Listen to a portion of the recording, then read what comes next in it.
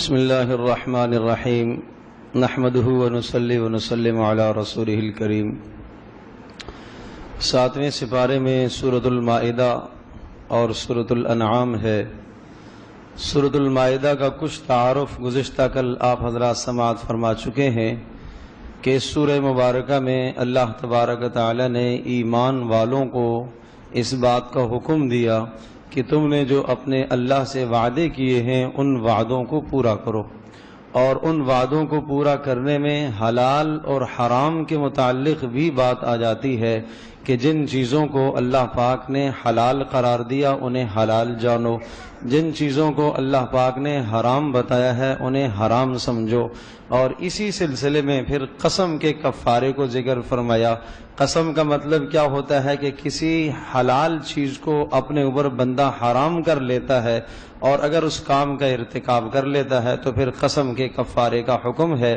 اور اس کے بعد پھر یہ ارشاد فرمایا انما یا ایھا الذین آمنوا، اے ایمان والو حرام چیزوں میں سے یہ بھی ہے انما الخمر والمیسر والانصاب والازلام، کہ بے شک شراب اور جوا اور بتوں کے نام پر جانوروں کو نامزد کرنا، والازلام اور تیروں کے ذریعے سے فال نکالنا، اسی طرح سے آج کے زمانے میں طوطوں کے ذریعے سے فال نکالنا، یا مختلف طریقے جو فال نکالنے کے قسمت جانچنے کے جو طریقے ہیں، ہاتھ دیکھ کر جو قسمت معلوم کرتے ہیں، ستاروں کو دیکھ کر جو حالات اور قسمت بتاتے ہیں، فرمایا یہ سب کی سب چیزیں رجس من عمل الشیطان، یہ شیطانی کام ہے، فاجتنبوہ لعلکم تفلحون، تم اس سے بچ جاؤ تاکہ تم کامیاب ہو جاؤ۔ پھر ارشاد فرمایا کیوں تمہیں بچنے کا حکم ہے؟ اس لیے انما یرید الشیطان ان یوقع بینکم العداوۃ والبغضاء فی الخمر والمیسر، کہ بے شک شیطان شراب کے ذریعے سے اور جوئے کے ذریعے سے تمہارے درمیان میں نفرتیں ڈالنا چاہتا ہے، عداوتیں ڈالنا چاہتا ہے، اور تمہیں اللہ کی یاد سے اور خاص کر کے نماز سے روکنا چاہتا ہے۔ فہل انتم منتہون، کیا تم بچو گے؟ جب یہ آیت نازل ہوئی تو صحابہ نے جب یہ کلمات سنے تو انہوں نے کہا انتہینا یا ربنا، انتہینا یا ربنا، اے ہمارے پروردگار ہم بچ گئے، ہم بچ گئے۔ آپ نے ہم سے پوچھا فہل انتم منتہون، کہ کیا تم ان جرائم سے بچو گے؟ ہم بچ گئے۔ اور یہ آیتیں جب نازل ہوئیں تو ابھی شراب کی حرمت نہیں آئی تھی، شراب کو حرام کرنے والی یہی آیت ہے۔ تو جس مجلس میں، محفل میں شراب چل رہی اور دعوت میں شراب چلتی تھی، کھانے کے بعد پہلے شراب کا دور چلتا تھا، جب یہ آیت نازل ہوئی تو ایک آواز لگانے والا باہر نکلا اور کسی جگہ پر ایک مجلس تھی مسلمانوں کی، اور وہاں پھر کسی نے پوچھا سنو سنو یہ کیا آواز آئی ہے؟ تو ایک شخص باہر آیا اور اس نے جا کر بتایا کہ آواز لگانے والا یہ کہہ رہا ہے ایھا الناس ان الخمر قد حرمت، اے لوگوں سنو شراب حرام ہو گئی ہے، شراب حرام ہو گئی۔ بس اس آواز کا سننا تھا کہ جس کے ہاتھ میں جو جام، جو پیالہ، جو شے تھی وہ سب کچھ توڑ دیا۔ وہ صحابہ کہتے ہیں اتنی شراب بہہ رہی تھی کہ مدینہ منورہ کی گلیوں میں ایسے بہنے لگی جیسے پانی بہہ رہا ہوتا ہے۔ اللہ کے حکم کو ایسا پورا کیا، اور نہ صرف شراب چھوڑی بلکہ عجیب بات، ان کے جو برتن تھے، جن برتنوں میں شراب بنائی جاتی تھی، شراب رکھتے تھے، وہ سارے برتن بھی توڑ دیے۔ اس قدر اللہ پاک کے حکموں کی پابندی کرنے والے تھے کہ جب اللہ کا حکم آ گیا ہے اب اس کے بعد ہمیں کوئی حق نہیں پہنچتا ان چیزوں کے رکھنے کا، کوئی حق نہیں پہنچتا اس کے جواز کا، کوئی حق نہیں پہنچتا کوئی نشہ آور چیز کے استعمال کرنے کا۔ حدیث پاک میں آتا ہے شارب الخمر، شراب پینے والا ایسا ہی ہے جیسا کہ وہ بت کی عبادت کر رہا ہے، آتش پرست ہے جیسا کہ بت کی بندگی کر رہا۔ اور شراب کے مفاسد بتائے کہ اس سے انسان کی عقل ٹھکانے میں نہیں رہتی، معاشرے میں فساد پیدا ہوتا ہے، اور آخرت میں سخت سزا سنائی ہے۔ ایک حدیث میں آیا ام الخبائث، تمام کی تمام بیماریوں کی جڑ ہے شراب۔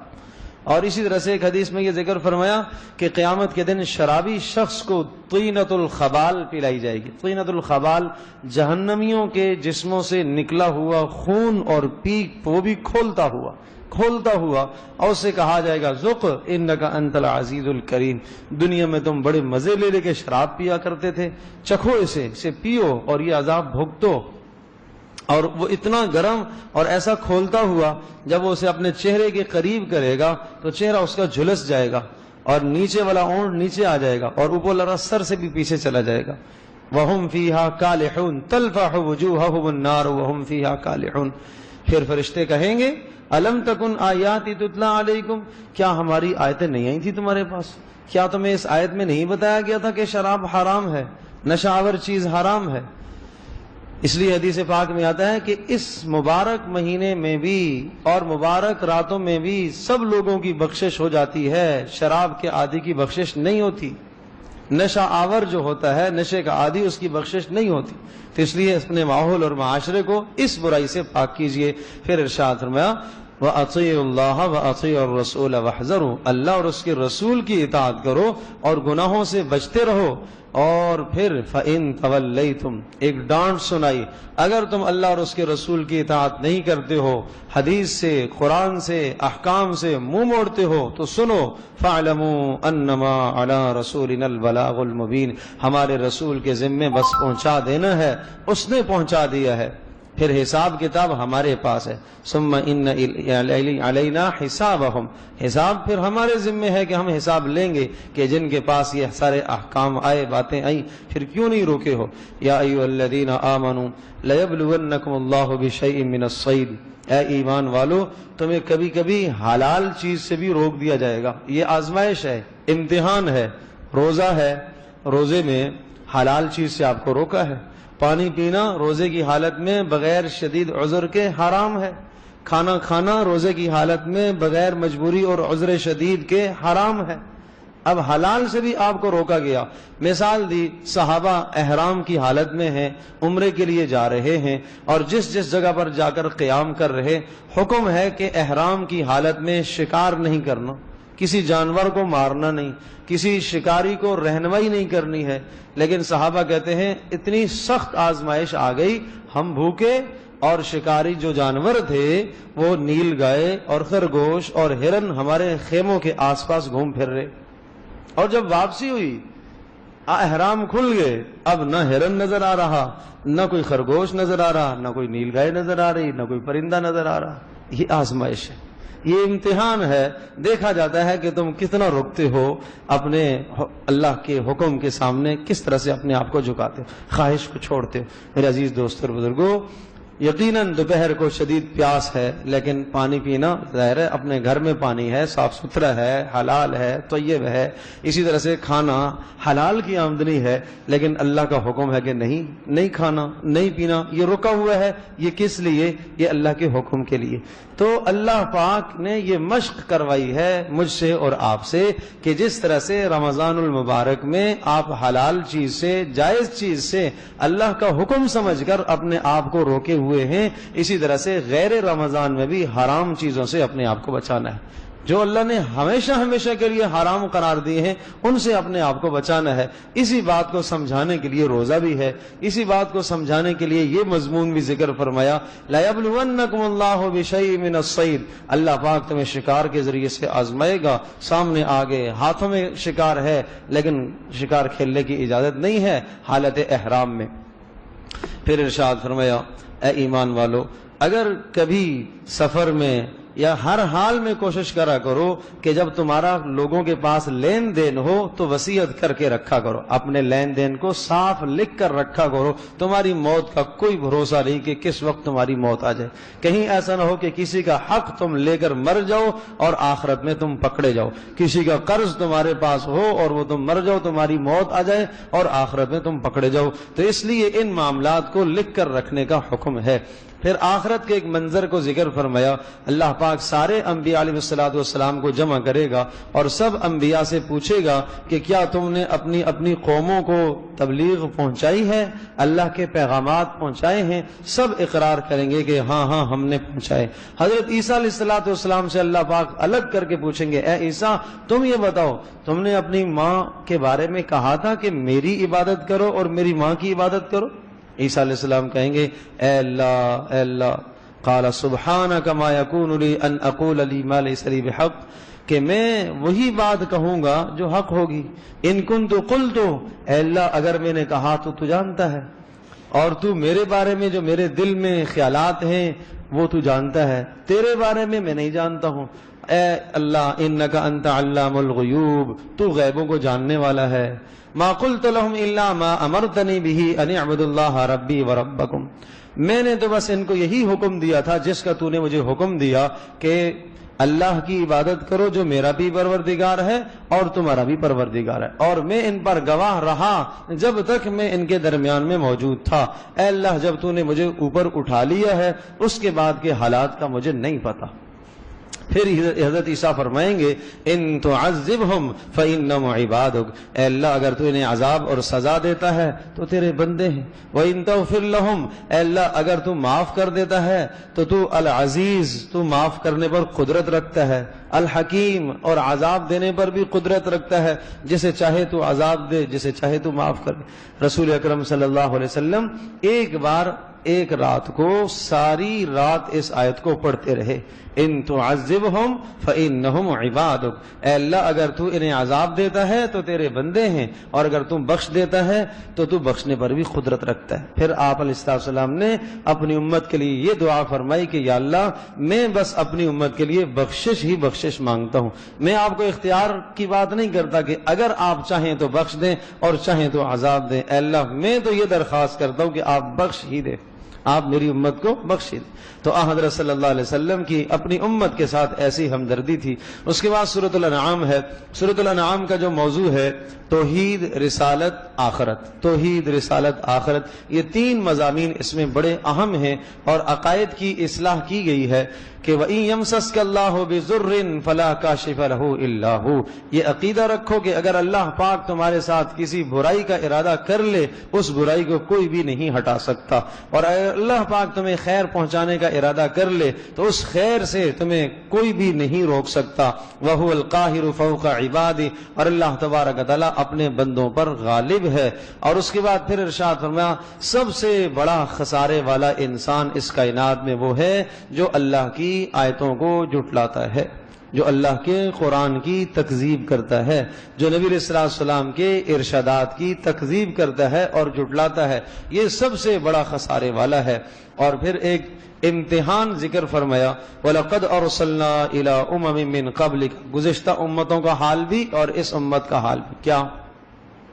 جب امتیں نافرمانیوں پر آتی ہیں، جب امتیں نافرمان بنتی ہیں، قومیں نافرمان بنتی ہیں، افراد نافرمان بنتے ہیں، تو ارشاد فرمایا فَأَخَذْنَاهُمْ بِالْبَأْسَاءِ وَالضَّرَّاءِ، ہم اس نافرمانی کے بعد ہم انہیں پکڑتے ہیں، ہم تنگی ڈالتے ہیں، فقر ڈالتے ہیں، بیماریاں لے کے آتے ہیں، پریشانیاں لے کے آتے ہیں، حالات لے کے آتے ہیں۔ کیوں؟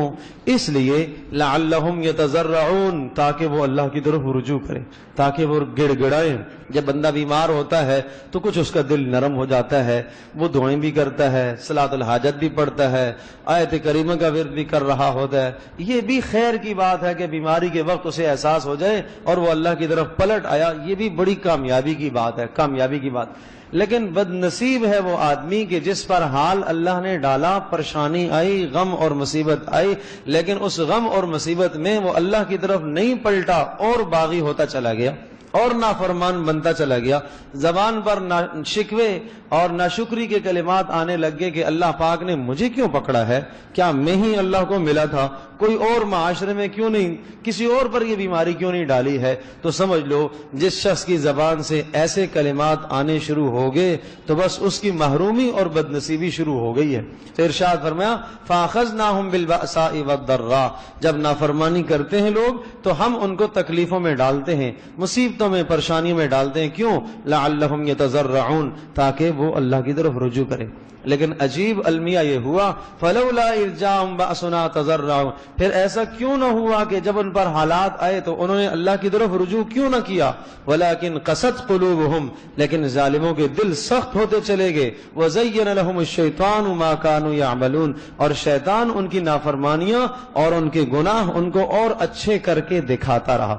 چاہیے تو یہ تھا آدمی یہ سمجھتا کہ بھئی یہ حالات، یہ پریشانیاں نبیوں پر بھی آئی ہیں، یہ صحابہ پر بھی آئی ہیں، یہ رسول پاک صلی اللہ علیہ وسلم کے گھر میں بھی فقر آیا، آپ علیہ السلام کو بھی دنیا میں پریشانیوں نے گھیرا ہے، مصیبتوں نے گھیرا ہے، بیمار انبیاء بھی ہوئے. یہ سارے تذکرے اللہ نے قرآن میں کیوں ذکر فرمائے کہ جب تمہارے اوپر بیماریاں آئیں، پریشانیاں آئیں تو تم ایوب علیہ السلام کی بیماری یاد کرو، تم رسول پاک صلی اللہ علیہ وسلم کی تکلیف کو یاد کرو، اور جب تمہیں اپنا گھر چھوڑنا پڑے تو ابراہیم علیہ السلام کی ہجرت یاد کرو، اور کسی کے ہاں اولاد علا ہے تو زکریا علیہ السلام کی زندگی کو یاد کرے، اور اگر کسی کے خاندان سے اس کو پریشانی ہوتی ہے اور اپنے خاندان والے اسے تنگ کر رہے ستا رہے تو یوسف علیہ السلام کا تذکرہ یاد کرے کہ برادران نے کیا ان کے ساتھ کیا. یہ سارے حالات اللہ نے کیوں قرآن میں ذکر فرمائے؟ تاکہ ان حالات کو تم سمجھ کر دیکھ کر اللہ کی طرف پلٹتے رہو، رجوع کرتے رہو کہ ان انبیاء نے ان حالات کے باوجود بھی اللہ پاک سے اپنا تعلق نہیں توڑا کہ ہم برگزیدہ لوگ ہیں. وہ کہہ سکتے تھے یا اللہ